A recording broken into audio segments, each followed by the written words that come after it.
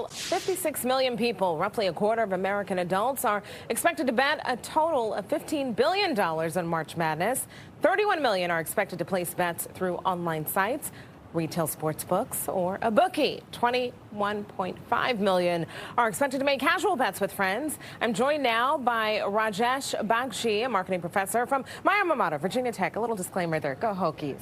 Specializing in marketing analytics and also consumer behavior. Thank you so much for joining us. My pleasure. All right, let's get started. What are the odds of picking a perfect bracket? That's a great question. It is 1 in 9.2 quintillion. And if you have to think about what quintillion is, it is got 18 zeros after 9.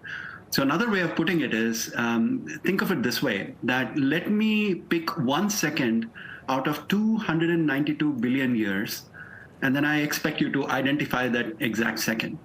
Those are the kind of odds we are working with. So yes, getting a perfect bracket might not happen in my lifetime.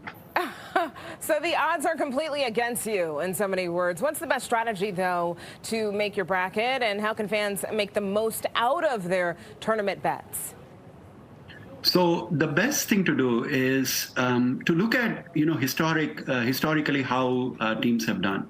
So some of the things I say is it is a good idea to pick like 2 number 1 seeds to go into the Final Four. Normally, you would expect the odds of a number 1 seed making it to the final to be very, very high. But typically, you get between 1 and 2 teams. So pick 2 teams in the Final Four. Pick a number 2 seed because they've got like astronomical odds of making it. One number 2 seed will most likely be in the Final Four. And then the 4th team, my suggestion would be to pick one that is between 3 and 11. Out of the last 8 March Madness competitions, 7 actually has been a team that is between 7 and 11. Let me ask you, my co-anchor Sharon and I were chatting about this in the commercial break. How often should you bet against the top seed? Not very often. It depends how they're doing, actually. So there are some websites you can go to get more information. So 538.com is a very good website. What they do is they look at the top teams' performances. They look at how the players are doing, if there are any injuries, if they're traveling very far away from their main game where they will be. So all of those play a role, like how have they been playing? So in the first round, I think it is going to be a very risky bet if you're going to bet against the top team. It has only happened once, I think in 2018, when the number 1 seed lost in the first round. Unfortunately, it was Virginia. What is it about March Madness that makes so many people want to participate? And I have to say, I haven't filled up my bracket, anybody's bracket just yet. So this is good information. But a lot of people are really, really into this. People that maybe don't even follow college basketball throughout the year.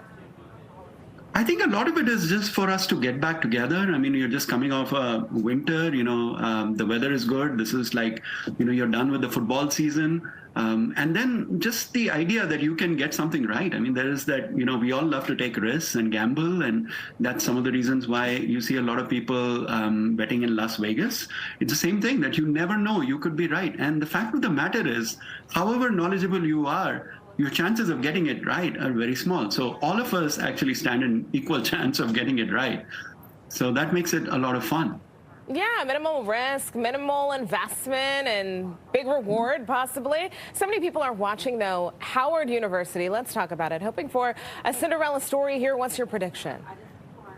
I think they're going to do well. I mean, I would predict that they would make it to the first 2 rounds, and then we'll have to see how things work out. It is really difficult to make predictions beyond that because it does get very competitive very soon. One other thing that I wanted to also mention is what is interesting is if you look at number 8 and number 9 seeds playing, number 9 seeds actually tend to win more. So keep that in mind when you're picking your bracket. Good to know. What's the big takeaway here? If you could give us, one magic trick. I think it's important to get the number 1 seeds through. Pick the 2 that matter the most. Do your research on that. But ultimately have fun. I mean, your guess is as good as mine. I can tell you that the odds are astronomically, packed against us. So neither of us is likely to get it right. But at the same time, have fun. And the other thing that I do is I often take part in multiple brackets where, what I'll do is the number one seeds, I'll take a different set of number one seeds in the different brackets. They are predicting that Houston has a very high chance, so keep that in mind. Alabama also apparently has very high odds, so do keep that in mind. Kansas, who knows? They won last time.